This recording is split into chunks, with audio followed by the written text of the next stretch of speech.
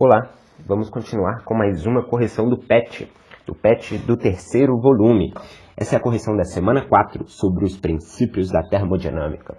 Então vamos começar pela atividade 1, que ele nos diz assim: um gás ideal é submetido a uma compressão extremamente rápida, de tal forma em que a troca de calor com o meio externo é insignificante e pode ser desconsiderada.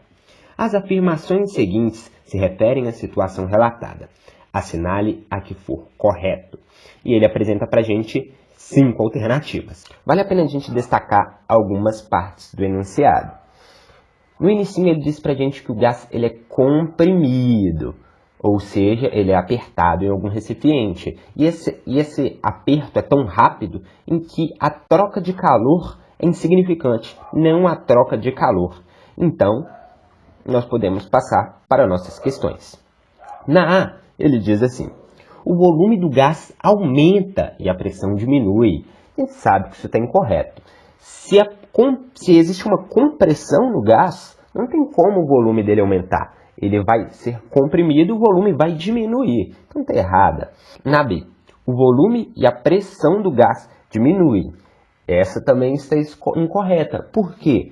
Se existe uma compressão no gás, a sua pressão vai aumentar. As moléculas vão tender a ficar mais agitadinhas ali, tentando um maior espaço para o seu grau de agitação. Na C, ele fala para a gente que a temperatura do gás diminui. E na própria enunciado, ele diz para a gente em que a troca de calor com o meio externo é insignificante. Não tem troca de calor, ou seja, não dá tempo nem dele aumentar sua temperatura, nem de perder a temperatura. Na D, ele nos informa que a energia interna do gás aumenta. Isso está correta. Olhando pela fórmula, a gente pode perceber que a energia interna do gás ela realmente aumenta, pois o grau de agitação das moléculas dentro do recipiente tende a aumentar. E na E, vamos ver por que ela está errada, né? Eles falam que há um trabalho realizado pelo gás sobre o meio externo. Isso está errado, foi comprimido, né? Ou seja, é o meio externo que está realizando um trabalho sobre o gás. Então vamos para a atividade 2. Ela diz assim para a gente: a primeira lei da termodinâmica pode ser entendida como uma afirmação do princípio da conservação de energia.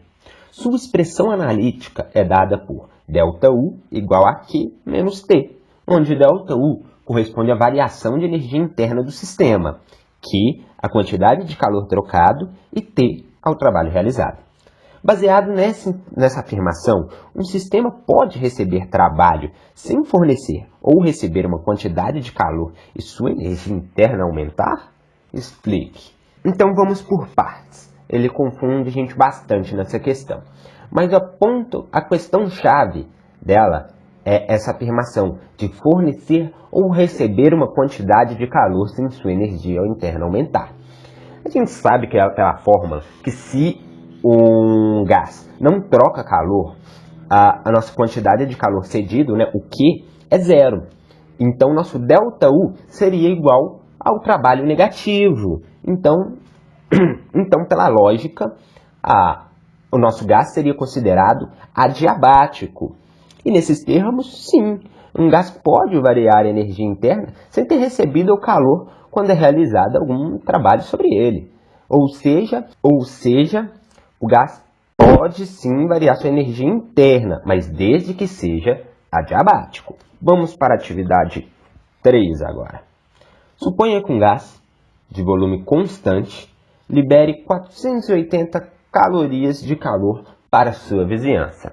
Na A, ele nos questiona qual é o trabalho realizado pelo gás. Na B, qual foi em calorias a variação de energia interna do gás. E na C, a temperatura do gás aumentou, diminuiu ou não variou. Justifique. Na A, a gente pode pegar partes do enunciado para fazer essa análise.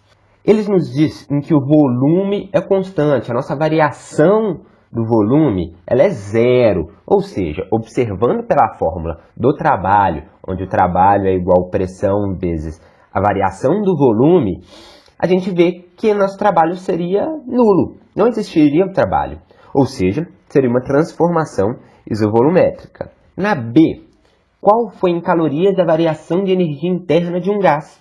Podemos novamente colocar na fórmula padrão que nós já conhecemos, onde Q é igual a ΔU mais T. Cortando o T, pois a gente sabe o trabalho, que a gente sabe que ele é nulo, a gente tem que nossa quantidade de calor é igual à variação de energia interna. Na verdade, a nossa quantidade de calor é negativa em comparação com a energia interna, pois ele libera uma quantidade de calor. Ele libera 480 calorias. E na C ele pergunta se a temperatura do gás aumenta ou diminui ou não variou. E justifique. E como o gás está perdendo calor, como dito no enunciado, a gente sabe que sua temperatura vai diminuir. E na 4, ele faz uma suposição. Um botijão contém um gás sob alta pressão.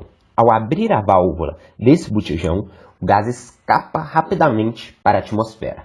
Considerando a situação descrita, A.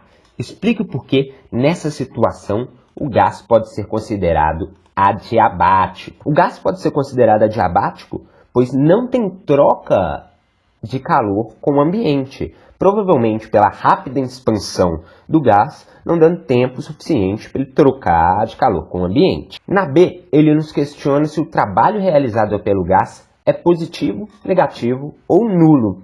E como ele está sofrendo uma expansão, ele está saindo pela válvula, ele está realizando sim um trabalho, mas um trabalho positivo. A variação da energia interna de um gás em expansão é sempre positiva, ou seja, seu trabalho também será. Na C, ele diz que durante todo o processo, a temperatura do gás que permanece dentro do botijão aumenta, diminui ou permanece a mesma. E dentro do botijão, o gás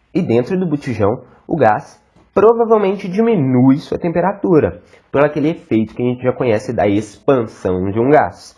Quando ele tende a sair rapidamente, ele tende a diminuir sua temperatura. E sim, o que está dentro do botijão também sofre essa queda na temperatura. Então, a correção dessa semana foi rapidinha, ficamos por aqui e até a próxima.